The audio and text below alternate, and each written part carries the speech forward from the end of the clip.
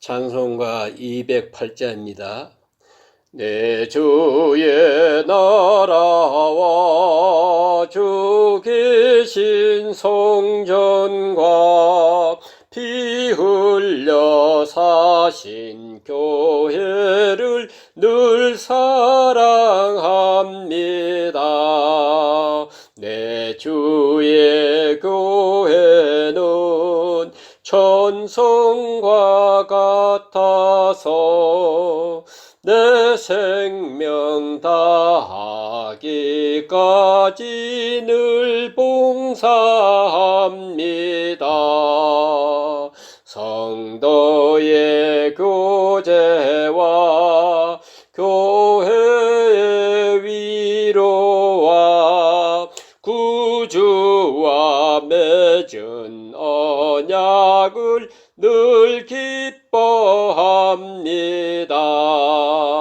하늘의 영광과 베푸신 은혜가 진리와 함께 영원히 시온에 넘치네. 아멘. 기도드리겠습니다. 은혜와 사랑이 한량없신 주 여호와 우리 아버지 하나님, 주님의 은혜 가운데서 깊은 잠을 자기도 하고 주님 은혜 가운데서 이렇게 일찍이 일어나서 주 앞에 나올 수 있도록 우리의 믿음과 우리의 필요한 건강과 우리의 열심과 우리의 마음을 인도해 주신 하나님께 감사와 찬송과 영광을 돌려옵나이다. 늘 그랬듯이 우리는 앞을 알 수 없는 위험한 세상을 살아가고 있습니다.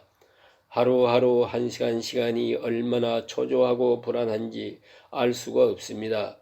믿음 없이는 살 수 없고 믿음 없이는 생각할 수 없고 믿음 없이는 한순간도 안정을 유지할 수 없습니다. 그러나 부족하지만 우리들에게 믿음을 주셔서 믿음 안에서 편안하고 오늘 또 찬송을 부르며 기쁨으로 하루를 시작하게 해주신 그 은혜를 진심으로 감사합나이다. 주여, 어찌 우리가 무슨 말을 하겠습니까? 선물 아닌 것 하나도 없는데 우리가 무슨 말로 하나님 앞에 변명하고 더 많은 것을 구할 수 있겠습니까? 주여, 성령으로 감화하사 깊이 깨닫게 하옵소서. 주신 바 선물, 이것도 저것도 물질도 어느 것 하나도 다 감사할 수 있는 주님의 사람들 되게 하여 주시옵소서. 하나님이여, 각자의 마음을 감동하사 이 말씀이 깊이 새겨져서 한평생 선물 받은 자의 감격과 그 기쁨으로 응답하며 행복한 생을 살게 하옵소서. 주님, 역사하여 주시옵소서. 크신 축복과 은혜가 함께하여 주시옵소서.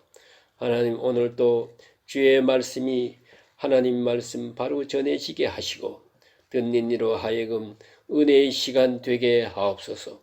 오늘 하루의 모든 삶을 주님께 의탁하고 예수님의 이름으로 간절히 감사하며 기도합나이다. 아멘. 오늘 주신 말씀 에베소서 2장 오늘은 11절서 18절까지 말씀을 봉독해 드리겠습니다. 11절입니다. 그러므로 생각하라. 너희는 그때 육체로는 이방인이요 손으로는 육체에 행한 할례를 받은 무리가 칭하는 자들로부터 할례를 받지 않는 무리라 칭함을 받는 자들이라. 그때 너희는 그리스도 밖에 있었고 이스라엘 나라 밖의 사람이라. 약속의 언약들에 대하여서 외인이요 세상에서 소망이 없고 하나님도 없는 자이더니 이제는 전에 멀리 있던 너희가 그리스도 예수 안에서 그리스도의 피로 가까워졌느니라. 그는 우리의 평강이신지라. 둘로 하나님 하나를 만드사 원수된 것 곧 중간에 막힌 담을 자기 육체로 허시고 법조문으로 된 계명의 율법을 폐하시으니 이는 이 둘로 자기 안에서 한 세 사람을 지어 평화하게 하시고 또 십자가로 이 둘을 한 몸으로 하나님과 화목하게 하려 하심이라. 원수된 것을 십자가로 소멸하시고 또 오셔서 먼 데 있는 너희에게 편안을 전하시고 가까운 데 있는 자들에게 편안을 전하셨으니 이는 그로 말미암아 우리 둘이 한 성령 안에서 아버지께 나아감을 얻게 하려 하심이라. 아멘.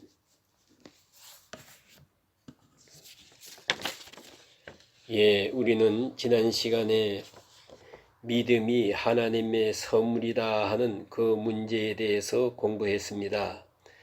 우리가 예수를 믿는 것 같아도 알고 보면 믿음의 내용, 믿음의 동기, 믿음의 속성, 모든 면으로 보아서 믿음은 하나님이 주시는 선물이다.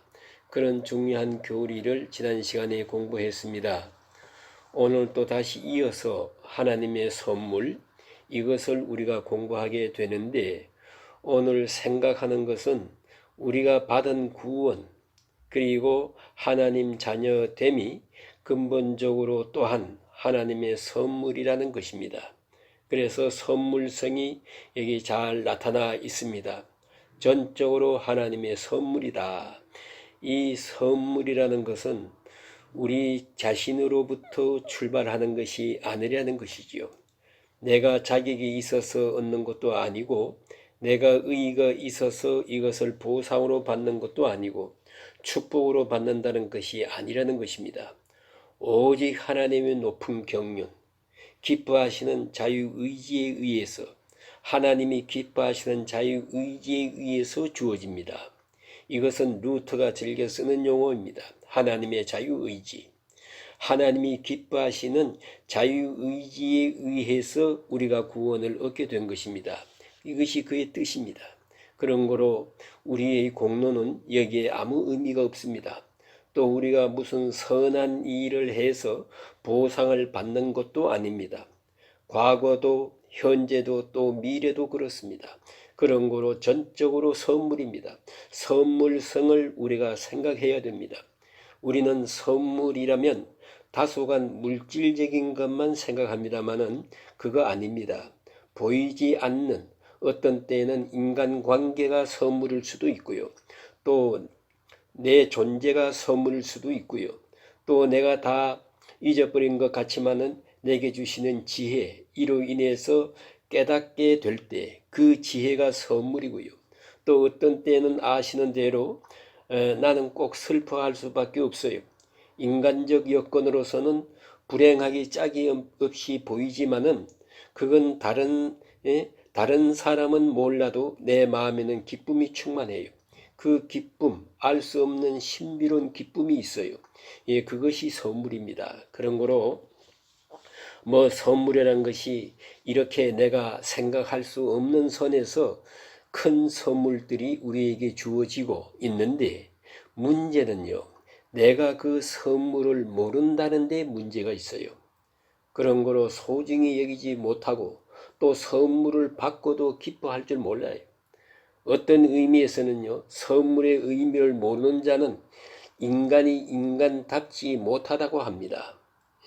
선물의 상징성을 생각하지 못하는 사람은 사람답지 못하다고 합니다. 결국 인격이라는 것은 선물성을 알고 선물에 대한 고마움을 아는 것입니다. 그게 바로 행복이거든요. 여러분 어찌 생각하세요? 어떤 사람은 그런 생각을 해요. 내게 주신 하나님의 선물 중에 가장 큰 선물이 자기 마누라라 하는 사람이 있어요. 그 사람은 행복한 사람이지요. 그게 그렇지 않습니까? 또 내게 주신 선물 중에 제 남편이라고 이래 생각하는 사람은 아마도 세상에서 제일 행복한 사람일 거예요. 그런데 이 큰 선물을 가지고 있으면서 내가 기쁨도 없고 행복도 없고 그렇다면 선물에 대한 모독이지요. 선물 받을 자격이 없는 사람이지요. 그렇게 생각하게 됩니다. 그러기 위해서는 우리가 생각할 것이 있어요. 이 선물이 선물되기 위해서는 내가 겸손해야 됩니다. 예. 이걸 받을 만한 자격이 없는 존재라는 것을 내가 알아야 됩니다. 그리고야 선물이 되는 거예요. 그래서 돈 많은 사람에게 선물 주기 어려운 것은 어렵잖아요. 모든 것을 다 가지고 있는 사람에게 그 사람의 마음이 화끈할 만큼 무슨 선물을 주겠어요. 이건 줄 길이 없습니다. 그러니까 문제는 누구든 간에 나는 아무 공로도 없고 아무 의의도 없고 아무 자격도 없다 하는 바로 그 마음이 먼저 있고야 선물이 선물될 수 있는 것입니다. 그런데 어떤 선물을 받았든 어떤 칭찬을 받았든 어떤 대우를 받았진 간에 이건 내인데 마땅한 거지 당연하고 말고 이렇게 만약에 생각한다면은 그 사람에게 무슨 선물이 있겠어요. 선물이 통하지 않는 거지요. 엄청난 선물도 그에게는 선물이 될 수 없는 거예요. 그래서 바울은 오늘 여기서 말합니다. 본래 가졌던 이방인 너희들이 옛사람을 생각하라. 너희가 누구냐? 이건 지금 에베소 교회를 향해서 편지 쓰는 것입니다. 그러면 에베소 사람은 이방 사람이요. 유대 사람이 아닙니다. 당신네들은 과거에 누구였느냐? 그거예요. 그걸 좀 생각하라. 그래야 선물의 의미를 가지게 되니까 말입니다. 그래서 과거에 너희들은 이방인이다. 유대 사람들이 볼 때는요. 너희들은 사람도 아니었어요. 유대 사람들은 교만합니다. 이방 사람들을 아예 사람으로 보지 않습니다. 여러 가지 이유가 있지요. 문화의 차이라는 것은 엄청난 것입니다. 그런데 더구나 2000년 전 그때에 하나님 말씀을 따라 살려고 힘쓰는 유대 사람과 하나님을 전혀 모르고 율법도 모르고 도덕도 모르는 이방 사람들, 이 사람들하고는 천지 차이지요. 유대 사람들의 시각으로 볼 때는 저건 사람도 아니에요. 개 같은 것이에요. 그렇게 생각했거든요. 이래서 너희들은 과거에 그러한 수모를 당하고 무시당하고 멸시를 받아서 마땅했던 이방인입니다. 유대 사람들은 할례를 받은 선민인데 거기에 비해서 너희들은 무할례당이다. 할례받지 못한 더러운 인간들이다. 이런 멸시를 받았던 너희들이 아니냐 하는 것입니다. 이것은 대단한 차이거든요. 그것뿐만 아니라 너희들에게는 소망도 없고 또 구제의 길도 없고 그저 그대로 살다가 동물처럼 죽어갈 수밖에 없는 존재들이다. 지금도 이 문화를 연구해 보면요. 더군다나 저 동남아시아 티베트 근방이라든가 이런 데 보면은 그 종교가 잘못되면은 문화가 잘못돼요. 문화가 잘못되면은 풍습이 잘못되고 생활이 잘못되는데요. 지금도 어떤 마을을 보면은 그게 사람인지 동물인지 알 수 없어요. 지금도 그러는데 2000년 전에 어떻게 했겠어요? 그러니까 이 이방인이라고 하는 것은 유대 사람이 볼 때는 사람도 아니에요. 너희들이 그랬다. 소망도 없었고 구제불능했다. 그런데 이제 예수를 믿었다는 것입니다. 이 보통 문제입니까? 엄청난 행복이지요. 이것 자체가 선물이에요. 그래서 하는 말이고요. 또 너희들은 약속에 대해서도 언약에 대해서도 의미요 그랬어요. 메시아가 오신다고 하지만은 메시아와는 관계없어요. 메시아 대망 신앙도 무관한 사람들이에요. 의인이요. 또 하나님이 없는 자였습니다. 하나님이 없다. 이게 얼마나 중요한 의미를 가지는지 모릅니다. 하나님이 없으면요. 철학적으로 말하면 사람도 없어요. 이걸 잊지 말아야 됩니다. 공산주의 사회에서 오래 있다가 그 어려운 고통을 다 치른 다음에 하나님을 부인하고 나니까 인간이 없어지더라는 거예요. 인간성이 파괴돼서 결국 경제, 정치, 문화 다 망가지고 말았어요. 그래서 이렇게 우리가 못 살게 됐습니다. 그래요. 하나님을 부인하면 동시에 인간 자체를 부인하게 돼요. 하나님이 없었다. 그래서 그 어두운 그 죄악된 길, 죄인 줄 모르고 암흑 속에서 살았다. 그 말입니다. 그런데 지금 구원을 받았다. 이제는 구원을 받아서 엄격한 의미에서 진실한 의미에서 선민이 되었다. 이스라엘 사람들의 선민이라는 건요, 민족뿐이고 혈통뿐이다. 형식뿐이에요. 어떤 때는 예표적 의미밖에 없어요. 이 바울의 논법으로는 참 이스라엘은 누구냐? 그리스도인입니다. 참으로 선택된 백성은 그리스도인입니다. 그래서 너희가 이제 구원을 받았느니라. 얼마나 놀라운 얘기입니까? 그런 거로 이 선물을 구체적으로 설명하면, 먼저는 그리스도께서 오신 일이 선물이에요. 그 자체가 어떤 의미에서는 이것으로 만족할 수 있어야 돼요. 도성인신해서 이 땅에 오셨다는 그 자체가 중요한 의미를 가집니다. 그게 선물로 오신 것이고요. 히브리서 9장 12절에 보면 자기 피로 영원한 속죄를 이루고 단번에 우리를 구속했다고 말합니다. 이것은 지극히 중요한 사도 바울의 기독론입니다. 바울은 예수의 생애에 대해서 많은 말을 하지 않고 있어요. 그건 아주 철저하게 케르구마적이에요. 예수님이 십자가와 부활과 재림 거기다 초점을 맞췄는데, 예수님이 죽으심이라는 것은 만백성을 구원하는 속죄 제사라는 거예요. 거기에 초점을 맞추고 있어요. 그래서 그는 우리의 화평이시다.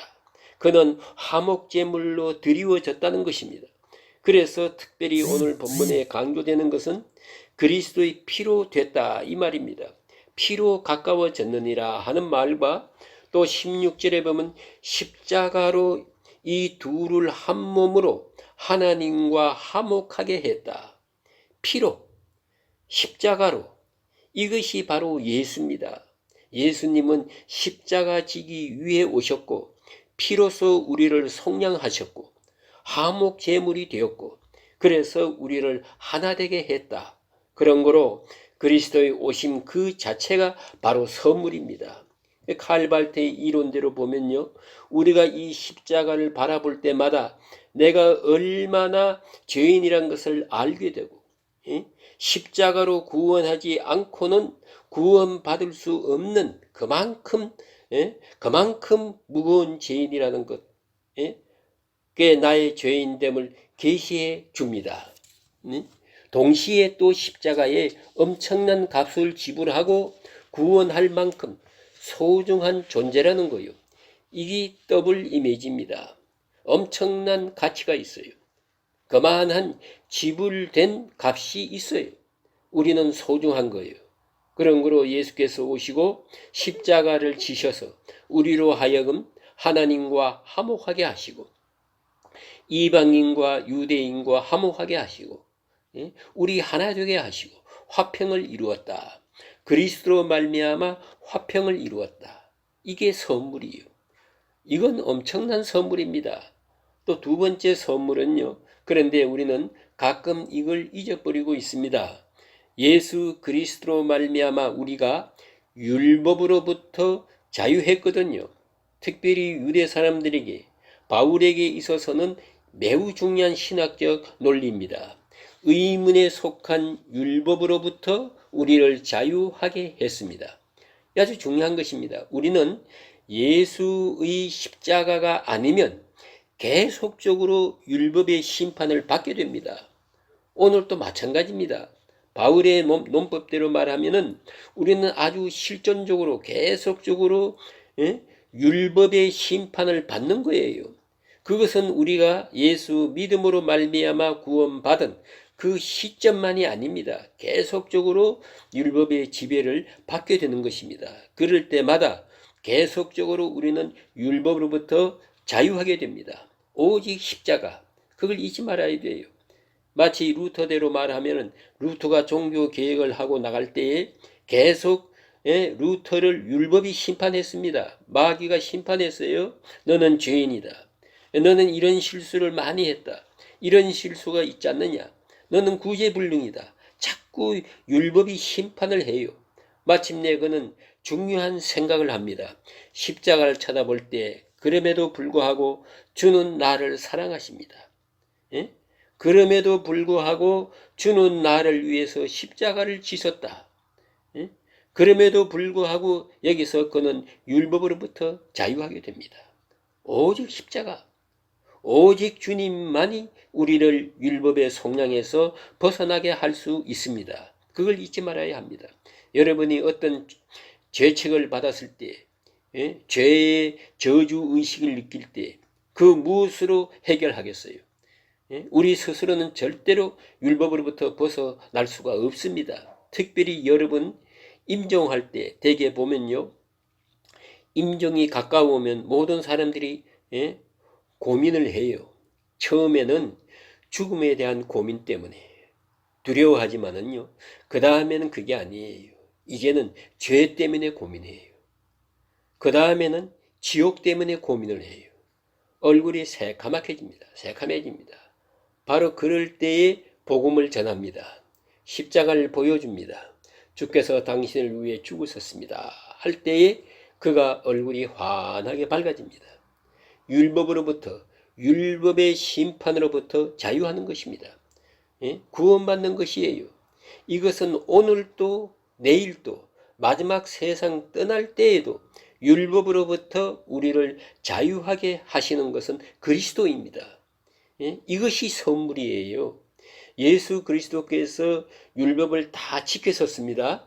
다 지키신 분이 또 십자가에 죽으셨어요. 이 대단히 중요한 의미가 있는 것입니다. 죽을 이유가 없는 분이 죽으셨어요. 그러므로 죽어야 할 우리가 살게 되는 것입니다. 그걸 잊지 말아야죠. 그가 율법의 요구를 만족해 하기 위해서 하나님의 의의를 충족하시고 십자가에 죽으셨어요. 그래서 우리로 하여금 율법으로부터 자유하게 했습니다. 그것이 선물입니다. 엄청난 선물이지요. 오늘도 여러분이 내 지은 죄 때문에 가책의식에 벗어날 수 없어요. 율법의 심판에서 헤어날 길이 없는데 오늘도 우리가 찬송을 지금 불러요. 이것이 은혜입니다. 이것이 선물이에요. 또 하나 세 번째는 오늘 본문에 보니까 새 사람을 지어 그랬죠. 새 사람을 만들었다 이 말이죠. 로마서 8장에는 이 새 사람이란 말을 양자라고 표현하고 있습니다. 신분이 바뀝니다. 옛 생활에서 새 생활로 전혀 새 사람으로 새로운 피조물로 나타납니다. 새로운 피조물 된 나, 새로운 피조물 된 새로운 관계인 이웃, 또 새로운 관계로 하나님과 나, 아버지 하나님, 나는 하나님의 자녀, 이걸 잊지 말아야 합니다. 그럼 새 사람은 어떤 사람이냐?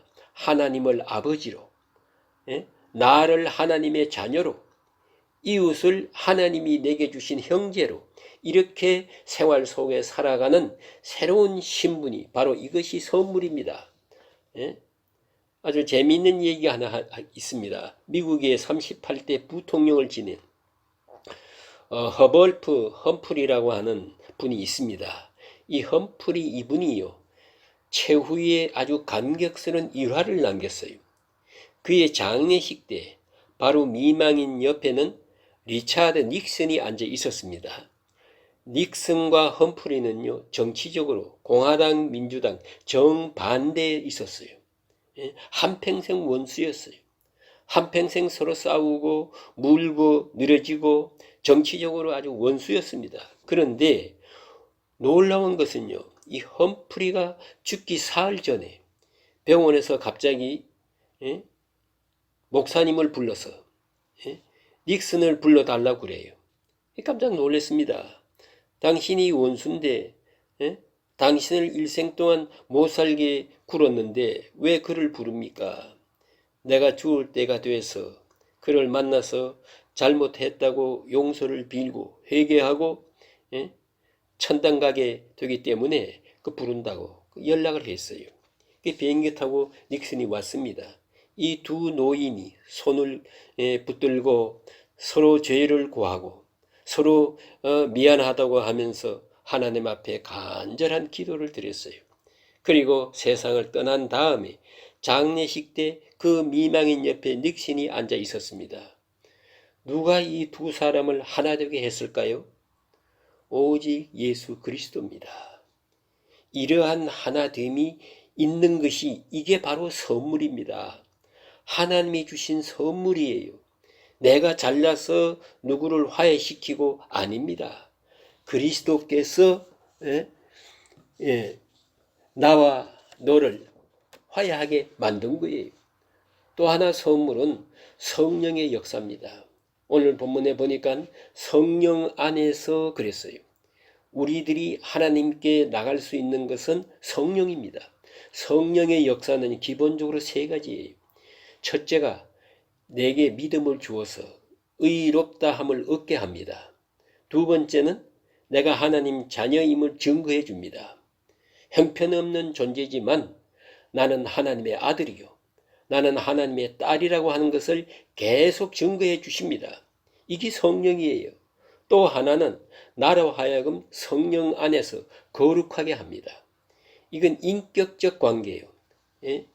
마술적으로 이루어지는 것이 아니고 성령이 내 안에 계셔서 나도 모르게 마음도 변하고 얼굴도 변하고 생각도 변하고 세계관도 변하게 만듭니다.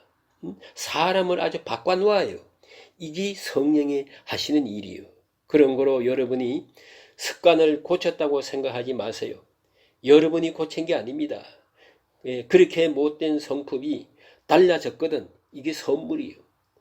그렇게도 짜증나게만 살던 내가 찬송을 부르면서 살게 된 것, 이게 선물이에요. 성령이 나에게 임하사 이러한 귀한 선물을 주신다는 말씀입니다. 그러면 이 선물을 소중히 여길 줄 알아야지요. 그 높은 가치를 알고 그로 인해서 선물의 제일 응답은 행복이에요. 선물 받고도 기뻐해야 되지요. 선물 딱 들고 이까지 것 하면 이거 안 되는 것이지요. 선물에 대한 가장 정직한 응답은 큰 행복이에요. 그리고 그 선물로 인해서 내가 변하는 거예요. 그래서 우리는 감사하게 생각하고 과거도 감사하고 약속된 미래도 감사하고 그 감사와 감격에서 살아가는 것이 하나님 선물 받은 사람의 모습입니다 하는 말씀입니다. 오늘 여기까지 말씀드리겠습니다. 이 은혜가 함께 하시기를 주의 이름으로 축원합니다.